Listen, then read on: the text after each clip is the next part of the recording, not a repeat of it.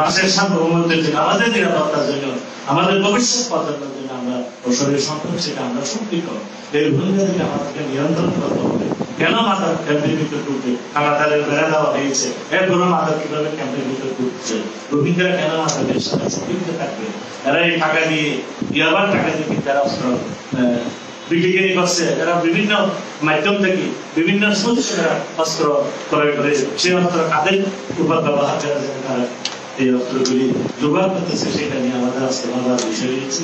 আমি গুজরাটকে ধন্যবাদ দেবো, এখানে উকিয়া জনপ্রতিনিধি এবং রাজনৈতিক নেতৃবৃন্দ, সাংবাদিক ভাইয়েরা, শিক্ষক থেকে শুরু করে আগামী সমাজের প্রতিনিধি প্রত্যেকের সামনে এই ধরনের আয়োজন করার জন্য প্রত্যেকেই আপনারা আপনাদের গুরুত্বপূর্ণ মতামত দিয়েছেন।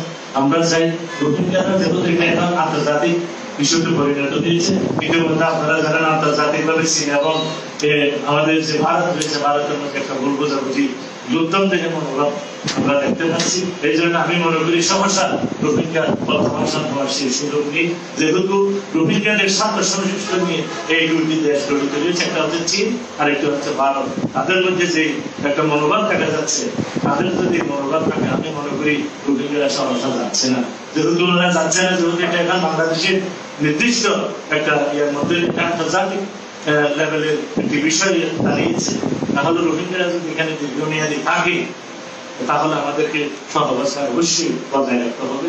ওনাদের সাথে আমাদের যে ঝগড়াঝাটি এবং ওনাদের সাথে আমাদের বৈবাহিক বন্ধন যাতে না হয়, আমরা যারা জনপ্রতিনিধি রয়েছি, আমাদের যারা রাজনৈতিক নেতৃবৃন্দ রয়েছেন, সাংবাদিক ভাইয়েরা রয়েছেন, প্রত্যেক শ্রেণী পেশার যারা মানুষ রয়েছেন, আপনারা এই ব্যবসায় রোহিঙ্গাদের কিন্তু সেখানে গিয়ে বিভিন্ন কৌশলের আমাদের সেই সমস্ত মানুষকে আমাদের চিহ্নিত করতে হবে, আইনের আওতায়